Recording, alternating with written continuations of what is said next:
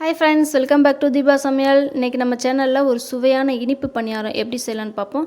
அதுக்கு முன்னால் இன்னும் நம்ம சேனலை சப்ஸ்கிரைப் பண்ணாதவங்க சப்ஸ்கிரைப் பண்ணிக்கோங்க. வாங்க வீடியோக்குள்ளே போகலாம். இப்போ நம்ம பணியாரம் சுடுறதுக்கு நான் இட்லி மாவு எடுத்துருக்கேன். இட்லி மாவுலேயே பணியாரம் சுடலாம். தேவையான அளவு நான் நாட்டு சக்கரை எடுத்து வச்சுருக்கேன்.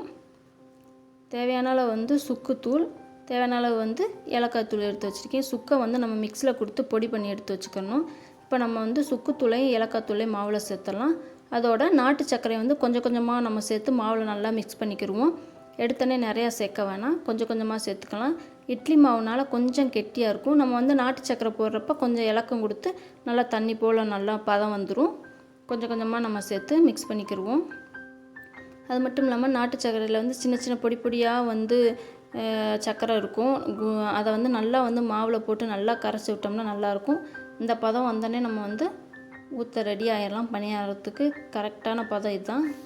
இப்போ அடுப்பில் பணியார சட்டியை வச்சு தேவையான அளவு எண்ணெய் ஊற்றிக்கலாம். கொஞ்சம் எண்ணெய் தாராளமாக விட்டுக்கலாம்.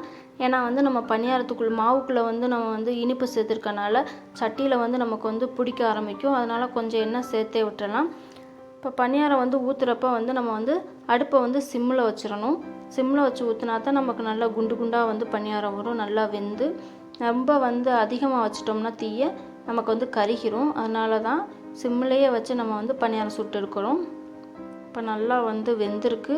இப்போ நம்ம பிரட்டி போட்டுடலாம். பிரட்டி போடுறப்ப ரொம்ப பொறுமையாக பிரட்டி விடுங்க. அது கலரே எவ்வளோ அழகாக இருக்குன்னு பாருங்கள். பார்க்குறப்ப எடுத்து சாப்பிட்ற மாதிரி. நம்ம ஏற்கனவே நம்ம வெள்ளையாக பணியாரம் சுட்டு அதில் கருப்பட்டி பால் தொட்டு சாப்பிட்றப்ப அது ஒரு டேஸ்ட்டாக இருக்கும். சர்க்கரை எல்லாம் மாவில் போட்டு இந்த பணியாரம் இனிப்பு பணியாரம் சாப்பிட்றப்ப அது ஒரு டேஸ்ட்டாக இருக்கும். இது உங்களுக்கு பிடிக்கும்னு நினைக்கிறேன். பிடிச்சிருந்தால் மறக்காமல் சப்ஸ்கிரைப் பண்ணுங்கள். குழந்தைகளுக்கும் இதை செஞ்சு கொடுங்க, நல்லாயிருக்கும். இப்போ நல்லா ஒன்று ஒன்று பரட்டி விட்டுடலாம். பொறுமையாக பரட்டி விடுங்க. இப்போ ரெண்டு சைடுமே நல்லா நமக்கு வெந்துருச்சு. பாருங்கள், கலரே நல்லா சேஞ்ச் ஆகிருக்கு. செம்மையாக நம்ம நாட்டு சக்கரை கலரே வந்துருச்சு. இப்போ பூராத்தையும் வேறு பாத்திரத்துக்கு எடுத்துக்கலாம்.